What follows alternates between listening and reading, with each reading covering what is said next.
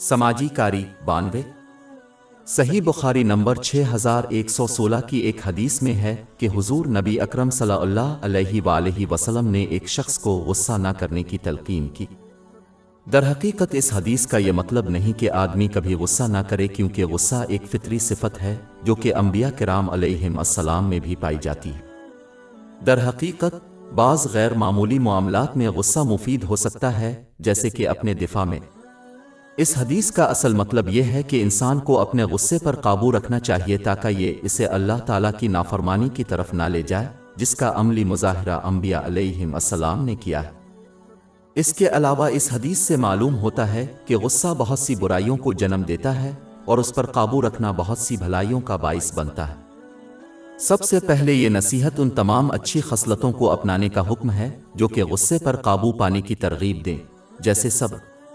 یہ حدیث اس بات پر بھی دلالت کرتی ہے کہ آدمی اپنے غصے کے مطابق کام نہ کرے، اس کے بجائے انہیں اس پر قابو پانے کے لیے اپنے اب سے جدوجہد کرنی چاہیے تاکہ یہ انہیں گناہوں کی طرف نہ لے جائے۔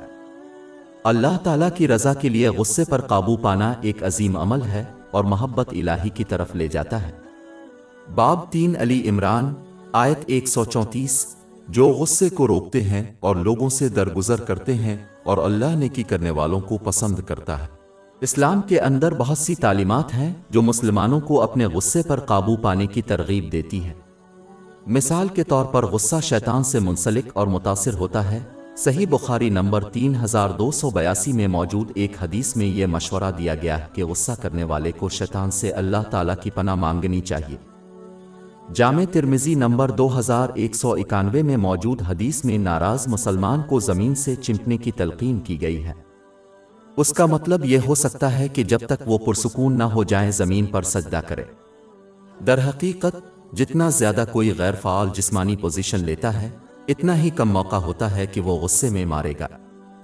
سنن ابو داؤد نمبر 4782 میں موجود ایک حدیث میں اس کی طرف اشارہ کیا گیا ہے۔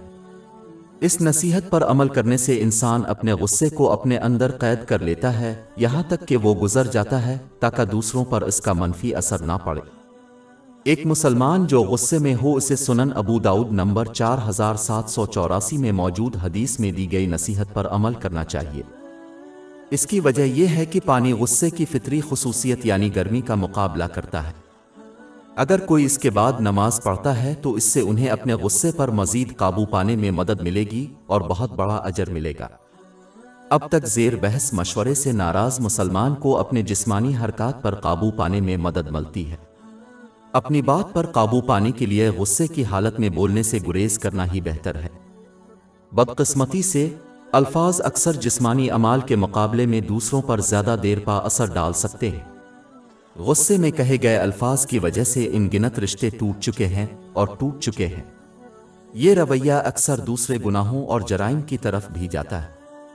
ایک مسلمان کے لیے سنن ابن ماجہ نمبر 3970 میں موجود حدیث کو نوٹ کرنا ضروری ہے، جس میں متنبہ کیا گیا ہے کہ قیامت کے دن کسی شخص کو جہنم میں ڈالنے کے لیے صرف ایک برے لفظ کی ضرورت ہے۔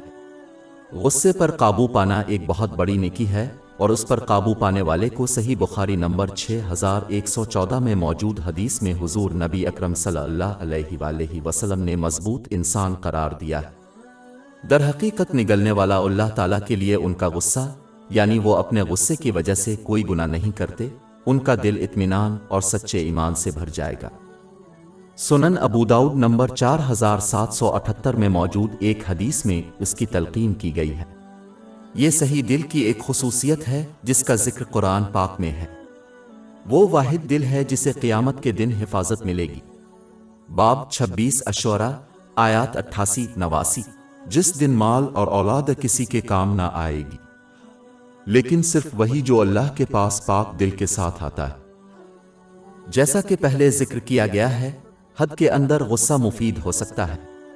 اسے اپنے نفس، ایمان اور مال کو پہنچنے والے نقصان کو دور کرنے کے لیے استعمال کیا جانا چاہیے، جو کہ اگر صحیح طریقے سے کیا جائے تو اسلام کی تعلیمات کے مطابق اللہ تعالیٰ کے غضب میں شمار ہوتا ہے۔ یہ حال تھا حضور نبی اکرم صلی اللہ علیہ وآلہ وسلم کا، جو اپنی خواہشات کی خاطر کبھی ناراض نہیں ہوئے۔ وہ صرف اللہ تعالیٰ کے لیے ناراض ہوا جس کی تصدیق صحیح مسلم نمبر 6050 میں موجود حدیث سے ہوتی ہے۔ حضور نبی اکرم صلی اللہ علیہ وآلہ وسلم کی سیرت قرآن پاک تھی، جو صحیح مسلم نمبر 1739 میں ایک حدیث میں نصیحت کی گئی ہے۔ اس کا مطلب ہے کہ وہ اس پر راضی ہوگا جس سے وہ راضی ہوگا، اور جس سے ناراض ہوگا اس پر ناراض ہوگا۔ اس کے علاوہ اللہ تعالیٰ کی خاطر بغض رکھنا ایمان کی تکمیل کا ایک پہلو ہے۔ سنن ابو داؤد نمبر 4681 میں موجود ایک حدیث میں اس کی نصیحت کی گئی ہے۔ نفرت کی جڑ غصہ ہے۔ اس سے یہ بات واضح ہوتی ہے کہ اسلام غصے کو ختم کرنے کا حکم نہیں دیتا، کیونکہ اس کا حصول حقیقتاً ممکن نہیں ہے، بلکہ یہ اسے اسلام کی حدود میں قابو کرنے کا درس دیتا ہے۔ غور طلب ہے کہ صرف اللہ تعالیٰ کی رضا کے لیے غصہ کرنا قابل تعریف ہے، لیکن اگر یہ غصہ حد سے بڑھ جائے تو وہ قابل ملامت ہے۔ اسلام کی تعلیمات کے مطابق اپنے غصے پر قابو رکھنا انتہائی ضروری ہے، خواہ وہ اللہ تعالیٰ کی خاطر غصہ میں ہی کیوں نہ ہو۔ سنن ابو داؤد نمبر 4901 میں موجود ایک حدیث ایک ایسے نمازی کو خبردار کرتی ہے جو غصے میں اللہ تعالیٰ کا دعویٰ کرتا ہے کہ وہ کسی خاص گنہگار کو معاف نہیں کرے گا۔ اس کے نتیجے میں اس نمازی کو جہنم میں بھیج دیا جائے گا، جبکہ گنہگار کو قیامت کے دن معاف کر دیا جائے گا۔ برائی کی ابتدا 4 چیزوں سے ہوتی ہے: خواہش پر قابو نہ پانا، خوف، بھوک اور غصہ۔ لہذا جو شخص اس حدیث کی نصیحت کو قبول کرے گا، اس کے کردار اور زندگی سے 1/4 برائی دور ہو جائے گی۔ نتیجہ اخذ کرنے کے لیے مسلمانوں کے لیے اپنے غصے پر قابو رکھنا بہت ضروری ہے، اس لیے یہ ان کے لیے ایسی حرکت آباد کرنے کا سبب نہیں بنتا جس سے انہیں دنیا اور آخرت دونوں میں بڑی پشیمانی کا سامنا کرنا پڑے۔ ہماری ویب سائٹ www.shekpod.com پر 400 سے زیادہ مفت e books, audio books, infographics, podcast اور بلاگ دستیاب ہے۔